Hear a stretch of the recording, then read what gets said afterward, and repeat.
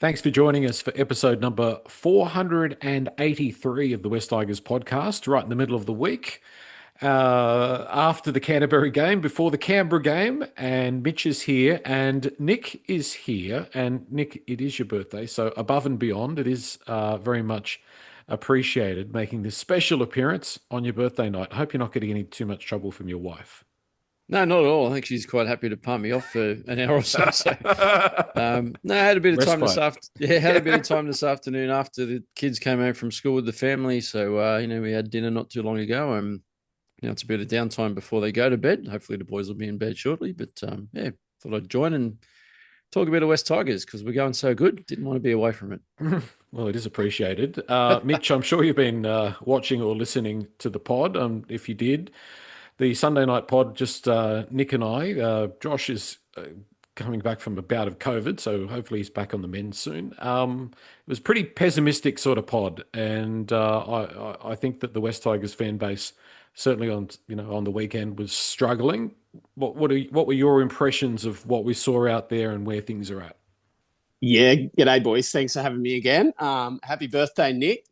You've Thank you, made it mate. through. I was a bit worried about you on Sunday.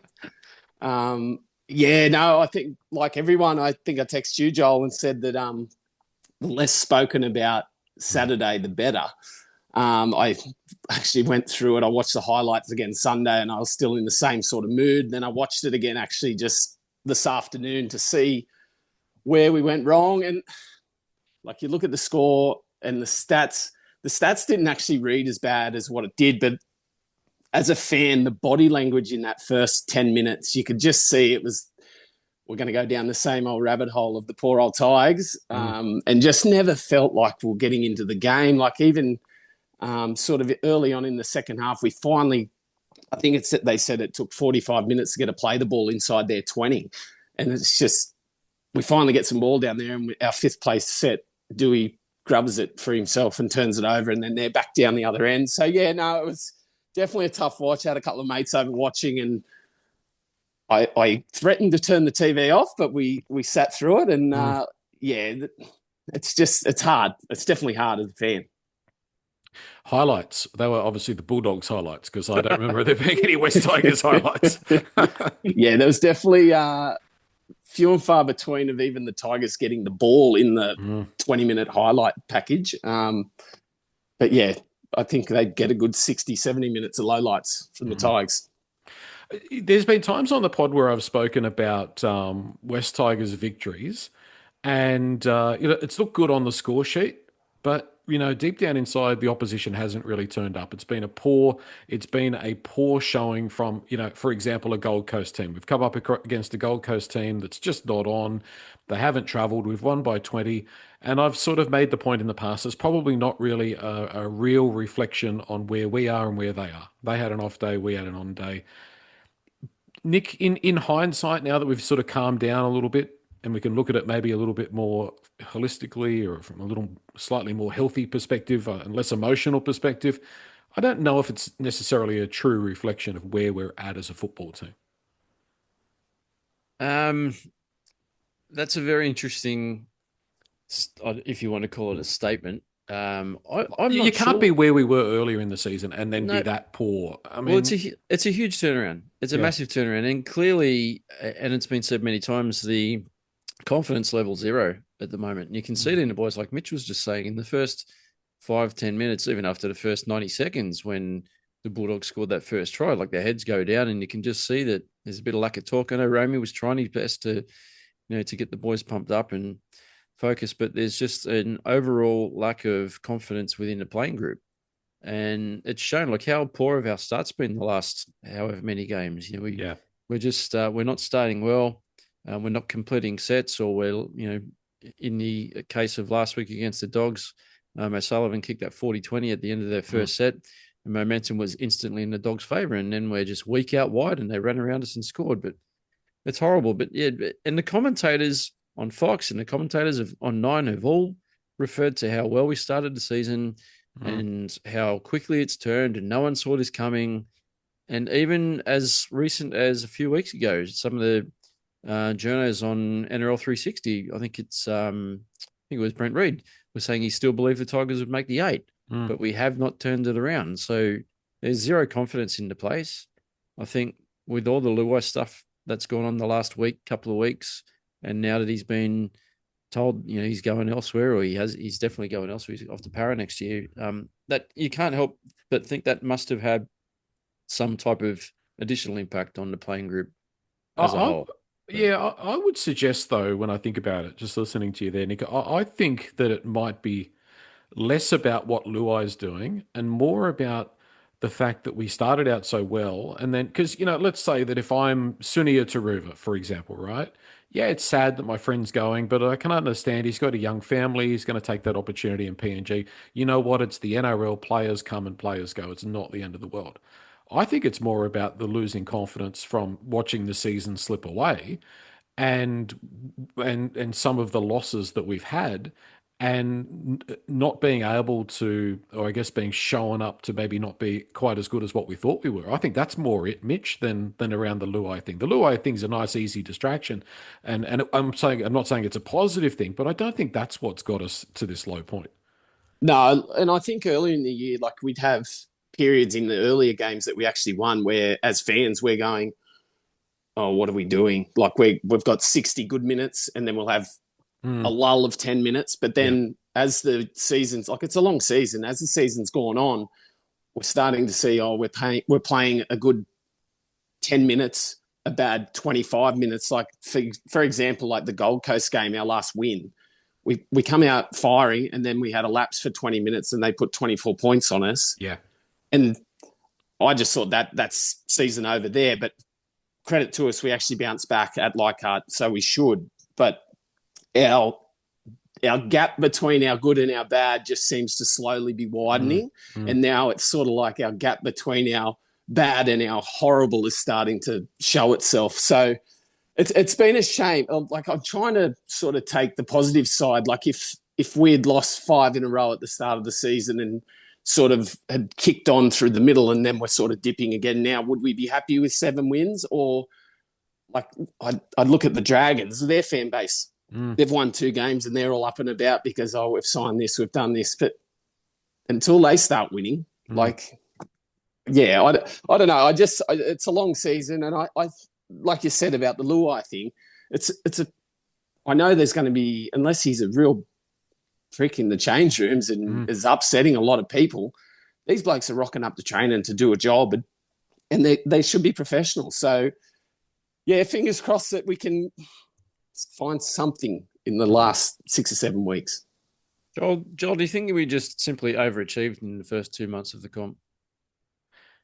I think there's something in that, and I have gone on about it a few times on the pod about early season wins where we are sometimes playing teams that aren't quite in the groove yet, and we got them. I mean, the Cowboys game was a perfect example where we kind of got them on the jump where they come into the season on a real low. And it's not to take away our performance that day. It was really enjoyable, and it was it was a very good West Tigers performance. But I think if there's one thing that I've noticed about the West Tigers for a long time is that we do tend to start reading our headlines a little bit too quickly. We win 2 games and all of a sudden you just kind of feel like they get a little bit complacent, or they get, they feel like they've just reached this other level and it's just going to happen automatically now. And I think that's happened a lot of times. How many times have we been on a winning streak of a couple of games and then we've had a really poor performance? Which I think is, for want of a better term, a culture thing. I think that when I look at the current squad that we've got, I'm looking at it objectively, I don't know if we've got a lot of real footy heads in there. And what I mean is a lot of guys that have a lot of experience in winning teams, that know how to win, that know how to think their way through a game, that know how to, plot their moments. Appy is obviously one. Appy, though, he's hey, Nick, you would know, he's one of your best friends. He's a fun kind of guy. But I think we're kind of lacking a few of those real footy heads that know exactly what to do at the right times. And we are a little bit emotional and a little bit immature and a little bit, strangely enough, sometimes teams can become reflections of their coaches. And, Benji was brilliant one day, and the next day you're like, oh my God, he's passing it into the grandstand. And we are a little bit like that. Mitch was sort of talking about, what we looked at our best compared to what we look at our worst. It's a yawning gap in between this, and even in some of those earlier season games, we saw that in a 20-minute period.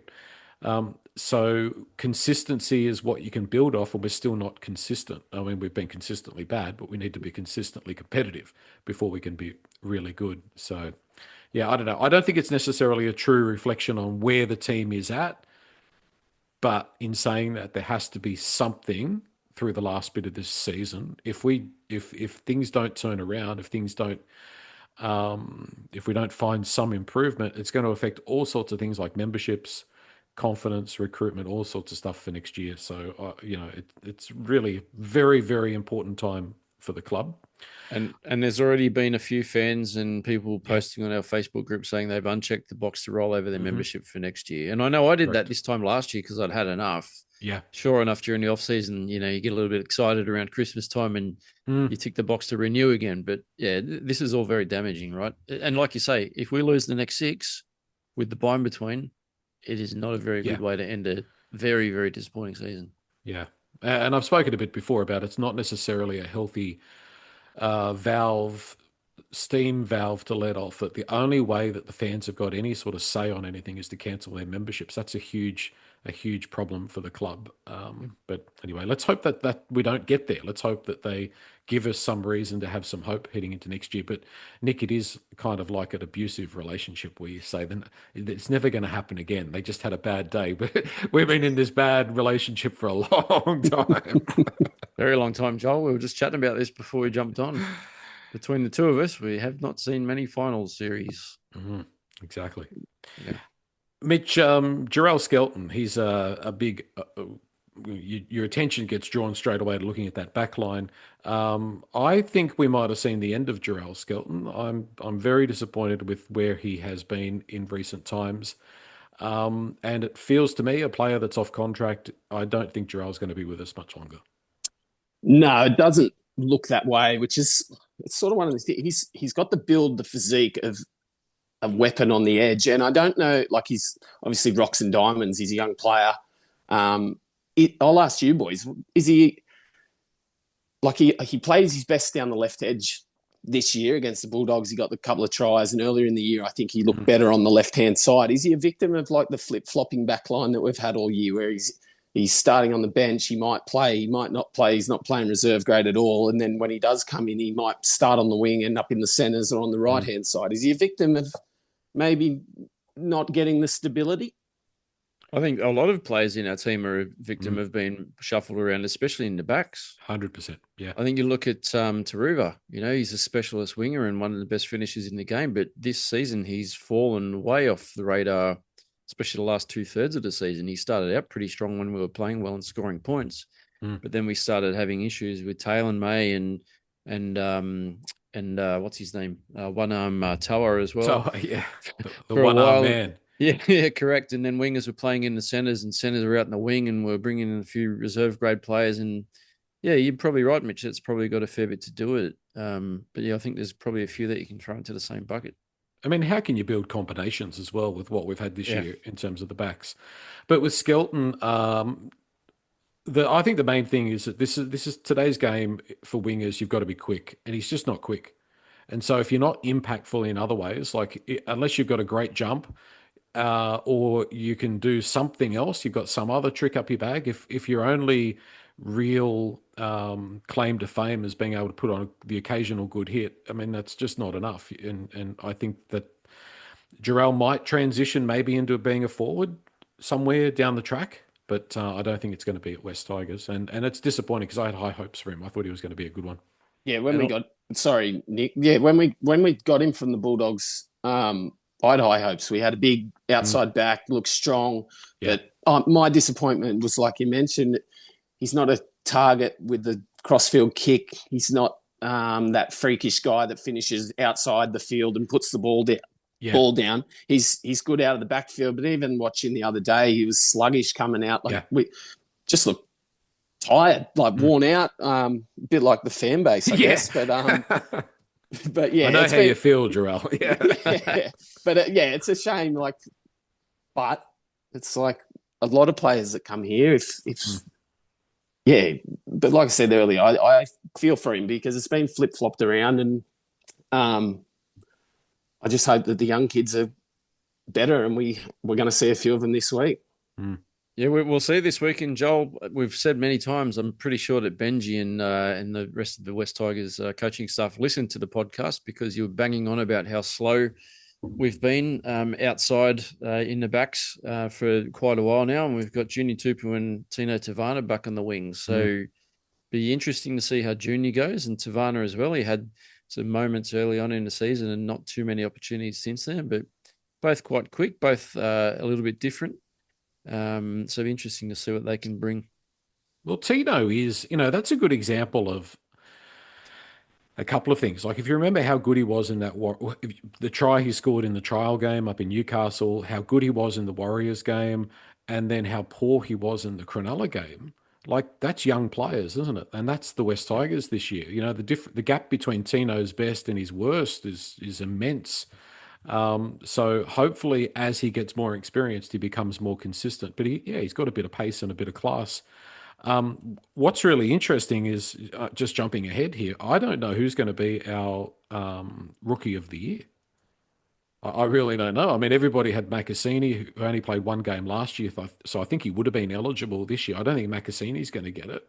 Yeah. Maybe Haywood or Javon Andrews, maybe, or Tavana would be there. But yeah, Junior Tupu back. Of course, Junior's mostly reliable. I still have some nightmares under the high ball, but I wish him all the best and good to see him back in the team. But yeah, Taruva in the centres. Patrick Herbert, I don't know what Patrick Herbert has got that Solomone Saukuru doesn't have, but I think that's a bit of a strange selection, Nick. I feel a little bit sorry for Saukuru. I think he's earned his opportunity, and I'm not 100% sure what Patrick Herbert brings.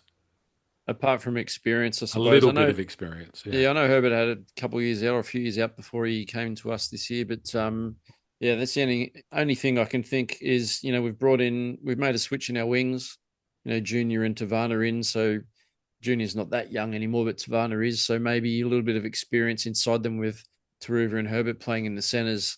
I'm glad Mussey's gone back for a rest, and we've been talking about that too. I think just for his own confidence, he needs to go back to Cup for a bit. But yeah, we'll see what happens. Yeah, but scored 4 tries in 4 games. Like you can't be conservative. Yeah. What's the point? We're never going to win anything if we only be able to score 6 points a game. Exactly right. And Solomon's, is he leading try scorer in New South Wales Cup?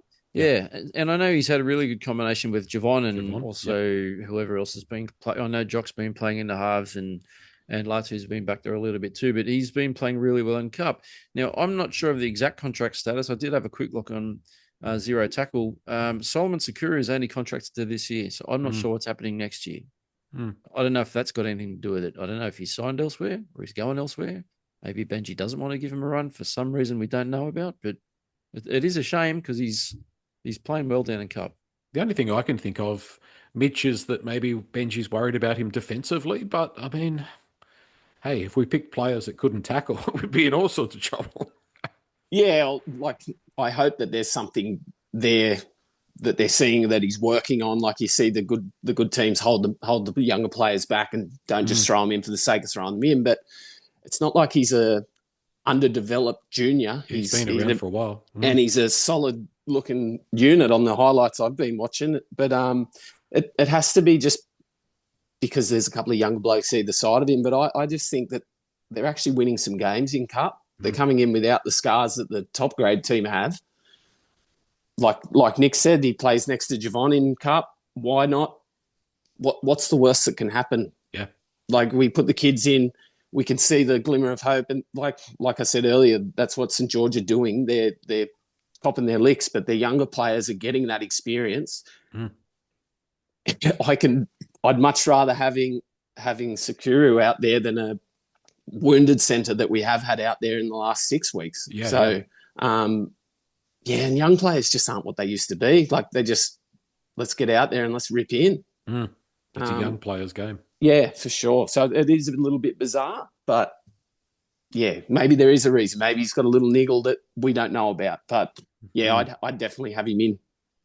I mean, the other side, you also could argue that if you're going to debut Javon, you'd want to have a couple of guys around him that he's familiar with, that he's been playing with all through the season, rather than trying to build combinations with, I don't think he's ever played with Sunia Taruva. I mean, yeah.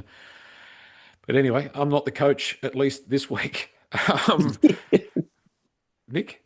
No, I was just going to say it's another conversation. Maybe we'll get to it soonish. But Javon, is he going to start? Yeah. Is he going to play? Going to be my exact question. Have a look at the halves. What is going to happen there? There is some word that Luai might not be starting, that it might be Javon and it might be Adam Dewey, and Luai might not even play this week. So that's an interesting one. What are you going to do, Mitch, if you're Benji? Are you going to give the youngster a debut, get him straight in there, put him alongside either Luai or Dewey and have him start the match? Or do you go conservative? Do you put Dewey and Luai in and bring Javon on at some point in the game? Well, I sort of go back to if Luai is the issue that everyone's sort of saying since that he's re-signed and there's a drama, like I can see he's putting in. Personally, I'd put the kid in. I'd just put him at 7 and say, there's the keys to the car. We've got backup on the bench. Whether I wouldn't shy. The only thing is they're both left footers, Luai and Javon. Yeah, they're both left side players. Yeah, a little bit awkward. They're NRL players. Surely they can work that out. And Appy can maybe weave some magic with his boot from dummy half. And does Dewey come on through the middle and try and spark something? I don't know. I'd just really like to see us, and hope that Benji's got a better plan than what I do, but put the kid in. Let's have a look. I want to see it. We've seen him in the trials. I thought he was great. He's confident kid. He's big enough. He's playing junior reps. He's like, it's not like he's just a kid that's come from Group 6 Mittagong Lions or something like that and being dragged in. He's been around the club all year, and I can't see an issue. Put him in there. Which makes me think, Nick, that Dewey will start on that right side, and if he gets a chance to start, it'll be on that left side in place of Luai. I would have to think that Dewey's going to start. That's an interesting one though, because if Dewey comes in and Javon goes to the bench, like what happens with the bench? I can see you've got Jock there in number 19, so maybe Jock drops out if Javon stays on. Yeah. I think Javon adds more, just from what I've seen, and I'm purely going off the highlights packages, and I've watched a few minis from Cup as well. I don't have access to the full Cup games, but from what I've seen, he looks really good. He looks like he offers a bit more spark than what Jock does. Saying that, Jock also looks like he's been playing some pretty good footy, but it's different when you're playing in Cup.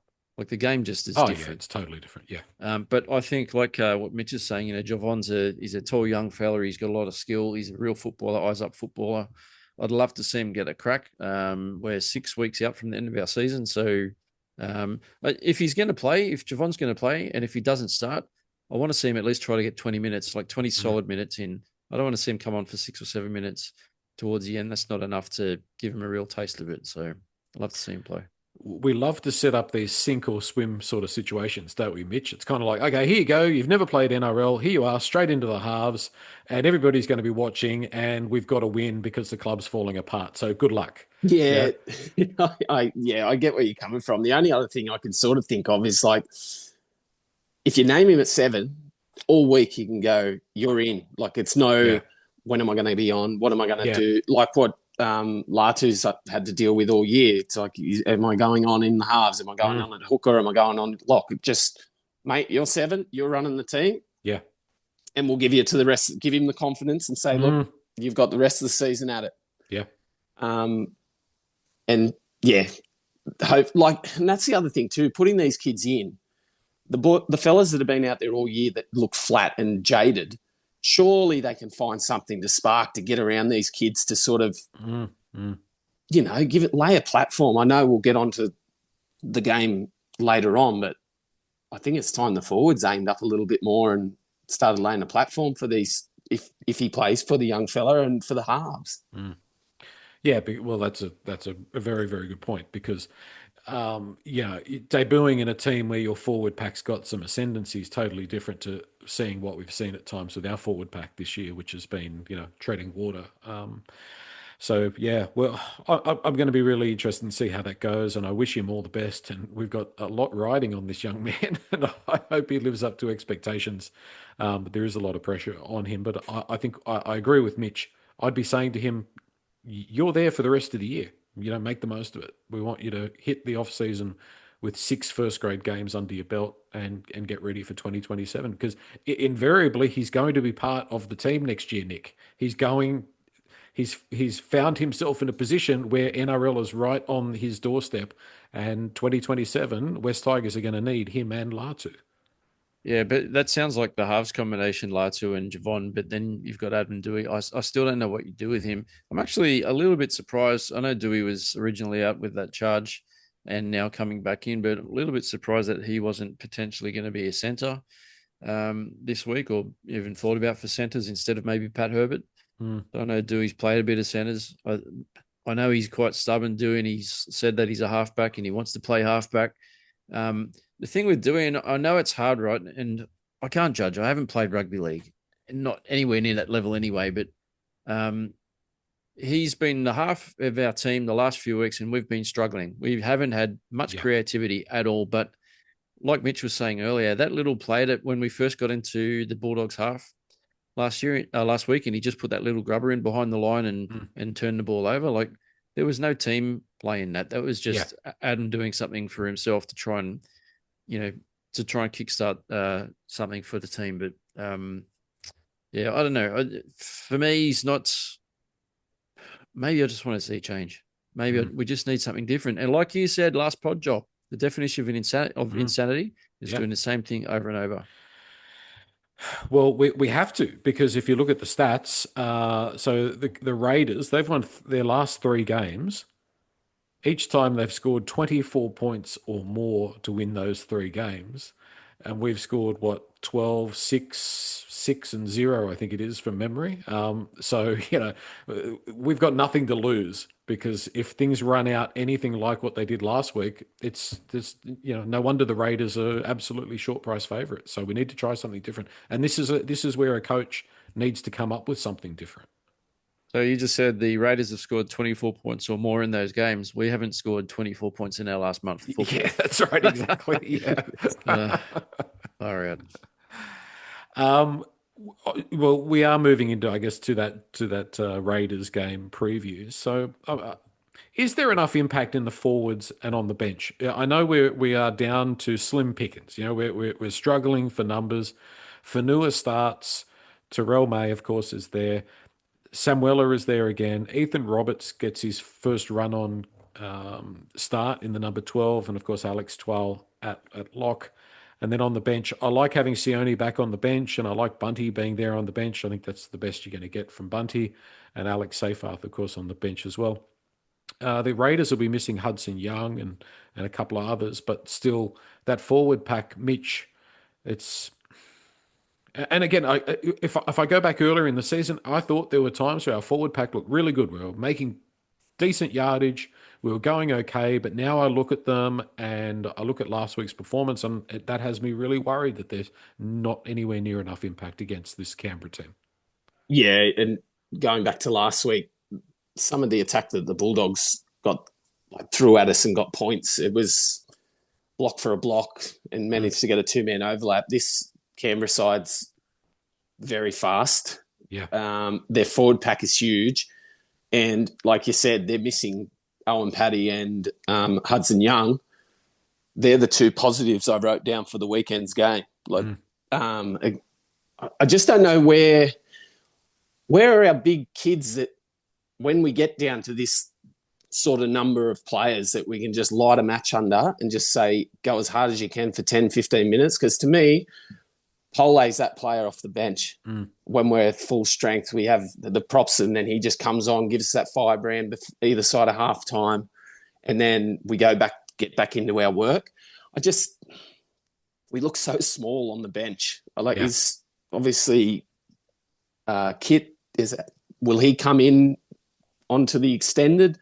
Because our extended reserve's still online are Dewey, Makasini, and Latu, and we know Latu's out. So surely there's a big bopper that's back there that's hiding that we don't know about that they might chuck in there. Because, we know that Canberra are going to grow a leg against us. They always do, especially down there.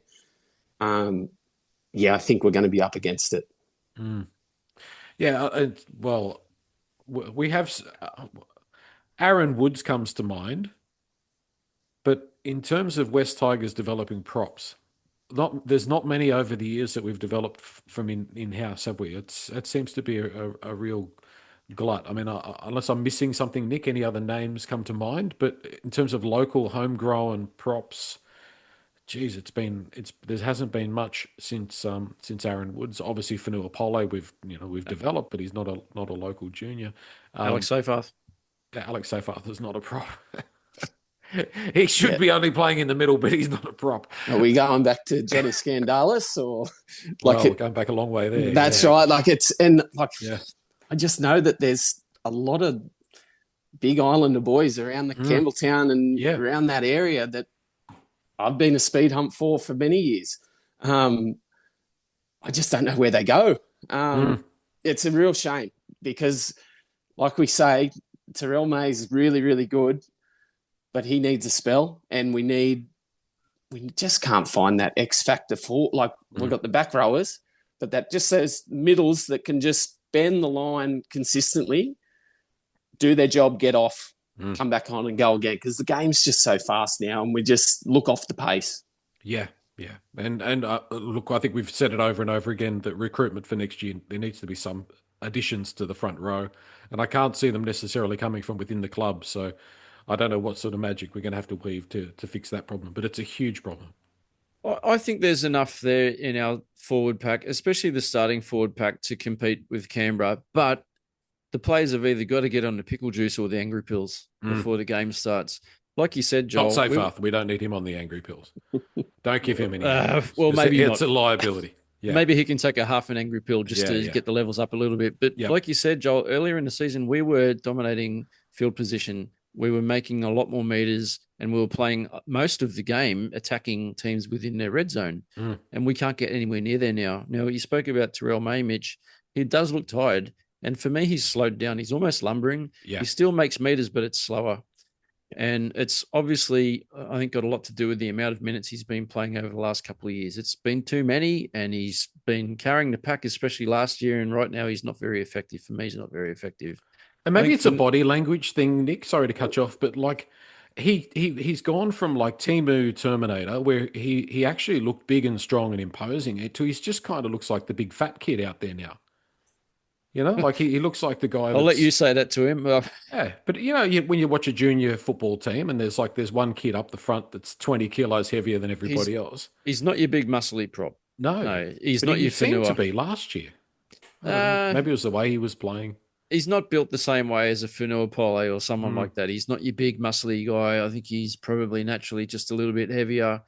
I'm not sure what he's like in the gym. I'd say he's probably naturally quite thick and quite big. He's big and tall anyway, and he's probably naturally quite strong, but he's not ripped. Maybe that's something that needs to be worked on in the off season, because I think if he can get onto the Alex Twal workout program, yes, if he can shred down a little bit and bulk up, probably a bit like what Royce Hunt did during the off season when he stripped down the weight and added on some bulk, maybe he can be a bit more effective that way.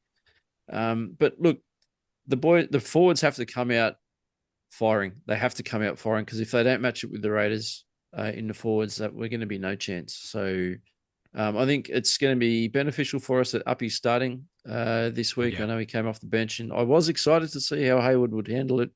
Probably not quite ready yet in that number 9 jersey, but Uppy will be there.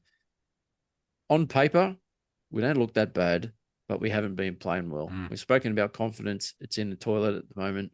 But if the forwards can come out firing, if Twally can harness some of that anger that he carried out of the end of the Bulldogs game and bring that in to the Raiders game, then we've just got to come out and start well and then see what happens. But it's going to be an uphill battle, I think, against the Raiders. It's certainly going to be a hard road trip. Mitch, We don't have the greatest track record down there. I think it was 42% or something like that. You know, we've won a few games down there, but mostly it's been an unhappy hunting ground for the West Tigers. But with Canberra finding some form, I don't know how we're going to be able to do this. Yeah, no, you look on the ladder and you look, they're only a win above us, and you think, oh, we're half a Mm, sniff here, but they're going the other way. They're three in a row. We're whatever we are in a row the other way. lots. 5. Lots. Yeah, it says five, but I wonder if they just cut it off at five. Yeah, yeah. Um, yeah, like we said, it's a tough road trip when you've got a full squad for anyone to go down there, let alone you're beaten up, you're getting beaten up in the media. Apparently, there's a rift in the club. You're fighting everything else. It's just so hard to keep everything in house. It was good to hear Dewey come out through the week and just say that, look, all the stuff with Luai was, we didn't hear it drip fed through the media. It was all in the club, and that's great. And I hope that all this is true, and it's just the hot noise because they want stories, because the Tigers, like us Tigers fans, go off our heads when we're losing. I'll be making the trip up this weekend. I've got about 20 family members going up. I haven't been to Canberra to watch the Tigers since the snow game. Right. Yeah, wow. And I think I was 8. Yeah, yeah. I was there. I was You were not there? I was drinking beers. Yeah, it makes me feel old because I drove to that game. Yeah. Yeah, I might have been drinking beers. I don't know. But yeah, so yeah, really looking forward to it. We may have booked it a little bit early. We probably organised it 8 weeks ago with a little bit. Yeah, We've got a yeah. couple of Raiders family friends coming as well. So yeah, we might be back down at the pub by half time. So we'll see what happens. But I'm actually looking forward to it. I enjoy going to Canberra to watch the footy. Yeah. But yeah, I might have to pack the boots. Yeah, exactly right. You never know. It could be a late call up. They've scored 379 points this year, 355 for us. So not not a huge difference in between. And they've had some patches where they've struggled, but they've conceded 460. We've conceded 517. Overall, the Raiders, they have a 59% winning record at GIO Stadium. Like, that's not just against us, it's against everybody. That's a very, very good winning percentage, given that they've had some lean years along the way. They've consistently been very difficult to beat down there. I've had different memories of going to GIO Stadium, good ones, bad ones. One from way back in the early days, 1993, when Balmain went down there against a red-hot Canberra team, Mal Meninga and Laurie Daly and Ricky Stewart, and we had a 32-all draw. Graham Lyons scored in the last couple of minutes, and we missed the goal to win it. Tim Brasher, I think it was, missed the goal and ended No, up I a draw. think he actually kicked the goal Did he to kick make it? to make it 32-30. I remember Yeah, it on right. the You weren't even born then. I was 2, Right. and I He used to remembers watch, it vividly. watch it on the Magic Winfield Cup Magic Memories Yeah, yeah. videos. That's what we lived on when we were children. That was probably the last decent memory we sort of had. I was there that day. Lots of memories around that game, but yes, that's a long time ago. I didn't drive to that game. It was before I could drive. So, yeah. All right. Any predictions? I'm predicting it has to be another Mr. T prediction, predicting pain. I can't see it any other way. If you take your black and orange and white glasses off, nobody's going to tip us to winning Canberra this week, Nick. No, there might be some. I'd like to think that there's some optimism. So I'm looking forward to hearing what Mitch says. I'm along the same lines as you, Joel. I'm going to predict some pain. I'm going to go. It's horrible. I'm going to go all afternoon. I've been thinking 60-0. I've been thinking 60 For your 60th birthday. That makes nil. sense. Well, Yeah. not quite. That's another 10 years away. No, I did turn 50 today. Would you believe it? But yeah, look, last week was bad enough, 32-0. I hope we can score some points. I hope we can be competitive. I really, really do. I have no idea what the attitude's going to be like. I'm sure they're going to come out and try, but I think they're just a bit disjointed at the moment, the club. So that cohesion is going to be very important if we're going to compete with the Raiders. But I cannot see us winning. I hope we can get close, but I can't see it. Well, we're going to need to score some tries. So if you can't score tries, forget about it. You can defend all day, but you know you're not going to win too many games if you can't score. Maybe we should just try and get down the other end and kick a field goal. Just get 1-0 just up. kick field goals every time. Yeah. And go from there. Yeah. Beaten a few teams like that in my time. But if it looks like it's going to be 60-0, I'll tell the 20 people that I'm going with to jump the fence and we'll just riot and get the game called off or something like that. Yeah. But my prediction, I'm not going to predict a win. I'm hoping that we can sort of stick with them for 60 minutes, but I still think it'll be something like 42-16. I'm hoping we can score 16. I want to be able to cheer something, but I can't see us holding on to them. But like I said, I wrote down earlier, and like you guys mentioned it, and we've all sort of mentioned it, it's not the losing that hurts, it's how we're losing. And honestly, you could have turned it off last week after 10 minutes knowing the result. Yeah. If they put up a fight for 60 minutes and are getting in front and they're just like showing the line speed, the basic fundamentals Energy, line speed, running fast, and they get a few late, so be it. But 42-16, I'll take that today. I think a big thing, Joel, with the Raiders, obviously they had a huge season last year and probably should have done more in the finals than what they did after winning minor premiership. And obviously this season, very, very disappointed. I'm sure they're all quite disappointed with where they're sitting on the ladder. But like you said as well, they've won 3 of their last 5. And what Ricky's really good at is getting his players up and getting the most out of his players. So I know they've been in a lull for the majority of the year, and they lost Jamal Fogarty at the end of last year, and I think he was a big reason why they've probably gone backwards a little 100%. bit. 100%. You can't lose your halfback and just continue on, Correct, but I wouldn't be surprised if Ricky's challenged the boys in the last 5 or 6 weeks, or maybe last month, and said, you know what, we can still play finals, but it's up to you boys. You've got to go out there and have a crack. Yeah. So they're climbing. We're sitting very stagnant. I think we've had a bit of stage fright after our start. And like you said earlier, reading the headlines and probably getting a bit caught up in it all. And we know Romy loves his social media. And I think all the boys in the team are probably watching Romy's stuff as well. But yeah, the Raiders are going the other way. They'll be pumped. And like we said as well, they were pretty peed off after we all did the Viking clap when we beat them at Leichhardt, which I was at that game and did enjoy doing a Viking clap, mind you. It was good fun. But they'll have a point to prove on Saturday afternoon at GIO. So pain could be the ultimate word there. Yeah. But they are your second team, apparently. So I do like the Raiders. Not that much, but yeah, I've got a soft spot for them. You're not on the Canberra Raiders podcast as well. Like you don't. I can't fit them into my life, Joel. No. Oh, okay, right. Not at the moment. Okay. Not at the moment. Well, go and enjoy the rest of your birthday. And Mitch, good to see you again. And enjoy and have a safe trip to Canberra. And hopefully it's enjoyable. No, thanks, guys. Nick, have a good birthday. And yeah, we'll wait and see what happens. We're staying up there tonight, so I won't have to drive home. So good stuff. Nice. We'll see how we go. Enjoy, Mitch. Good luck, mate. Good on you, boys. Thank you for that. Thanks everybody. Joel. And don't forget to join in the conversation. Have your say on the West Tigers podcast forum, or if you're watching on YouTube, lots of comments on last week's video, which was fantastic. So keep them coming through.